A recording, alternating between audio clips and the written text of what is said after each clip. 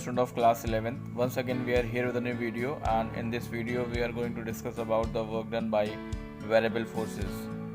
The chapter is work by energy, and this is a video in which we will discuss about the work done by variable forces. In the previous video we had discussed work done by the constant force. So how can you calculate the work done by variable forces? There are so many methods are there. As you are seeing in this diagram, the first one is the work done when we are finding the work done with the help of the calculation which is given here by the constant force. Means when the force was constant, we have to use the relation W is equal to F into delta x, and delta x is the displacement. If you are finding the graph between F and D, means force and displacement, then area under the graph will be the work done. Means area under F versus X plot will be the work done by the constant force. In the second graph, if you see, there is a curve, means this is the work done we are going to calculate under the variable force. So to find the work done by the variable force, what we have to do, we have to divide the total displacement from x1 to x2 into large number of a small equal interval of time, equal interval of displacement. Means if you have seen this diagram, the strips are there, very fine and very thin strips. We have divided the total curve, and then we find the area under this curve by dividing into large number of strips. Means what we have to do, we have to first divide the total displacement from x1 to x2 into large number of a small equal interval of delta x, and then area under the curve is divided into large number of strips, and let consider the small displacement delta x from x1 to x1 plus delta x, and during this small displacement the force is nearly constant. We can take it as F. So delta W is equal to F delta x for a single strip, and then you can sum all the strip like this, and then we can find the area of this curve under this curve, and that will be the work done under the variable force. We can use a calculus also here. If you see that W is equal to limit x1 to x2 and fx dx, and by integrating this you can find the total work done under the variable force. Now what is work energy theorem under the variable force? If you remember that we had discussed in the previous video also work energy theorem under the constant force. Now what is the work energy theorem under the variable force? How can we calculate? So W is equal to F dx. F is a force and dx is a small displacement, and we had using the limit x1 to x2. Means when the body displaces from x1 to x2, what will be the work done? So we can write it W is equal to, you can use the limit, lower limit x1 and upper limit is x2, and f dx, and everyone knows that f is equal to m into a. So what is acceleration? Acceleration is rate of change of velocity, means dv by dt.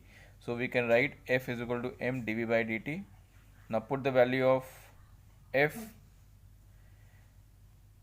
in the second line. If you see that m is equal to dv by dt and dx, means in place of f we are using dv by dt. Since m is constant, we have taken it out of the limit of the integration symbol, we are seeing that, and dv by dt into dx. Now using the chain rule, dv by dt can be written as v dv by dx. Now put this value here, and you will find the relation W is equal to m limit from v1 to v2, that is the lower limit v1 and upper limit is v2, and in the term of velocity, that is v dv.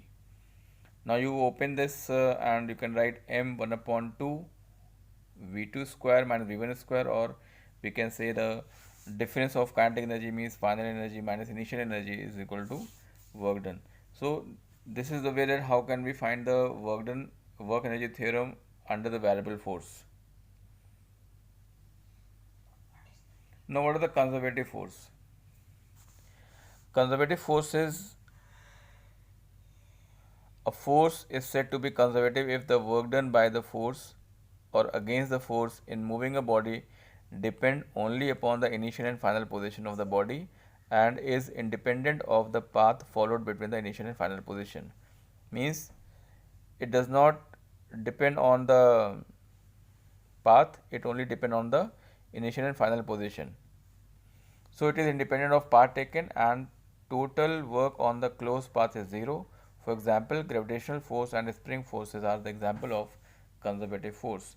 If you see from your NCERT, then you can find this topic, conservative force, and the examples are, as you are seeing here, gravitational force and spring force are the example of this conservative force. Now, what is the net work? Net work done by the conservative and non-conservative forces is equal to the change in kinetic energy. So, by finding the change in kinetic energy, we can find the net work done by the conservative and non-conservative forces. But work done by the conservative force is also equal to the negative of the change in potential energy, that is U, delta U is equal to minus W, or we can write it delta U is equal to minus from initial xi to xf, means initial position to final position, and fx dx. Like this you can find the work done by conservative force. Now what is elastic potential energy? If you consider the block spring system, then delta U is equal to minus xi to xf, means initial to final position, and we can write the force minus kx is the force, where k is the spring constant and x is the displacement. So minus kx dx is the work done, or we can say the energy in the term of elastic potential energy. Now you can solve this. K is a constant called spring constant, it is outside of this symbol, and x dx.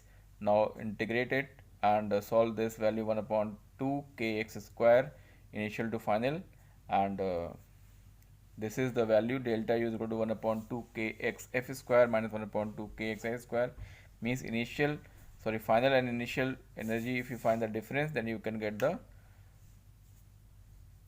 difference in energy and equal to the work done. So U is equal to 1 upon 2 kx square, and it is equal to elastic potential energy. Now the next is power. What is power? Power is the measure of rate at which work is done. P is equal to W by T, and the unit of power is joule per second, or is equal to watt, and 1 horsepower is equal to 746 watt.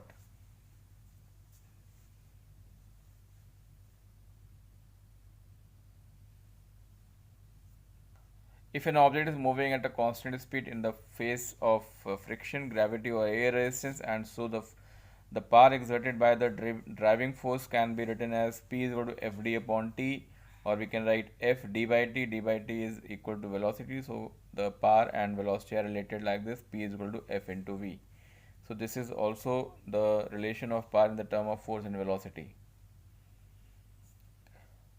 Power is a scalar quantity and force and velocity are the vector quantity, so we can say that this is the dot product of force and velocity, means two vector quantities, and this is a scalar quantity power. So F and V are parallel, then we can say that P is equal to Fv, means between F and V there is angle 0. So P is equal to Fv, and if it is 180 degree, means velocity and force are opposite to each other. In that case they are anti-parallel, or we can say that angle is of 180 degrees, so the power will be Fv cos 180 or minus Fv.